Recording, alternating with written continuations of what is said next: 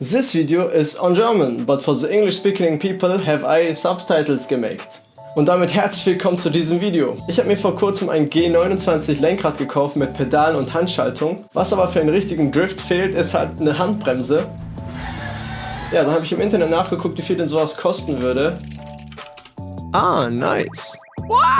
Das ist schon ein bisschen teuer für eine Handbremse, also mehr als ich eigentlich für das ganze Lenkrad gezahlt habe. Deswegen habe ich mir dann überlegt, wie ich möglichst günstig eine eigene Handbremse bauen kann. Und für mich reicht eigentlich eine einfache Handbremse, Handbremse an, Handbremse aus. Das muss also nicht analog sein. Deswegen habe ich gedacht, ich kann eine alte Maus umbauen zu einer Handbremse. Und in diesem Video zeige ich euch jetzt, wie ich das gemacht habe und ob das auch funktioniert hat. Als erstes habe ich ganz vorsichtig die alte Maus auseinandergenommen. Ist da auch noch okay.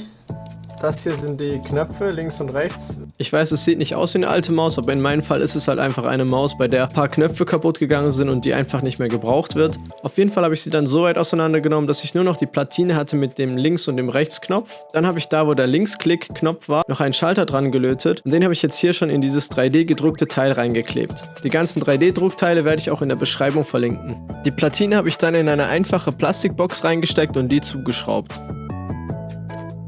Auf jeden Fall habe ich dann noch eine Stange gebraucht und dort ein Loch durchgebohrt. Das soll dann später die Handbremse werden. Aber bevor wir die montieren, brauchen wir noch eine Feder. Nachdem ich die reingesteckt habe, konnte ich auch schon die Stange montieren und mit einer Mutter befestigen. Hier natürlich nicht zu stark anziehen, weil das 3D gedruckte Teil auch ein bisschen flexibel ist und man die Bremse sonst einklemmen könnte. Und wie ihr sehen könnt, wird der Knopf beim Ziehen der Handbremse gedrückt. Als Griff kommt dann noch ein zusätzliches 3D gedrucktes Teil auf die Stange drauf. Da habe ich jetzt noch ein Gewinde reingeschnitten und eine Madenschraube genommen, sodass man den Griff dann auch verstellen kann. Dann habe ich den Griff draufgeschraubt und so eingestellt, wie es für mich am besten passt. Und ja. Jetzt gibt es noch ein drittes 3D gedrucktes Teil und wozu das ist, werdet ihr gleich sehen, denn die Handbremse wird jetzt mit der Schalteinheit verschraubt. Die Schaltung habe ich übrigens auf sequenziell umgebaut, deswegen ist da dieser komische Gummi. Da die Schalteinheit dann später an den Tisch geklemmt wird, gibt es jetzt eben dieses dritte Teil, das man auf der anderen Seite auch verschraubt. Und nachdem das alles verschraubt ist, kann man auch schon mal testen, ob alles funktioniert.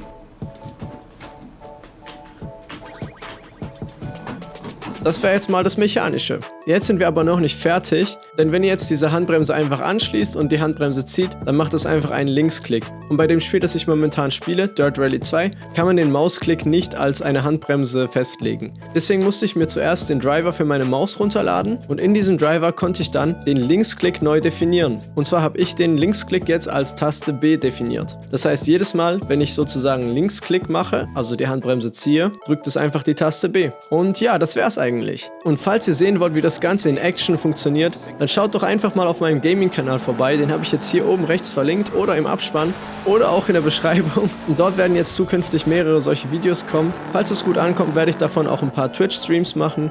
Übrigens, die 3D gedruckten Teile habe ich nicht selber designt. Die sind von einer Webseite, wo Leute das einfach hochladen. Die heißt Thingiverse. Falls ihr Interesse an diesen Teilen habt, könnt ihr mir gerne schreiben und ich kann die euch eventuell zu einem guten Preis zusenden. Leider habe ich gestern festgestellt, dass das ganze Setup mit Forza Horizon 4 leider nicht funktioniert. Und so wie es aussieht, muss ich die Handbremse nochmal komplett umbauen. Aber dazu würde ich dann ein Video machen, wenn ich es geschafft habe. Ich hoffe, das Video hat euch gefallen und bis zum nächsten Mal. Peace!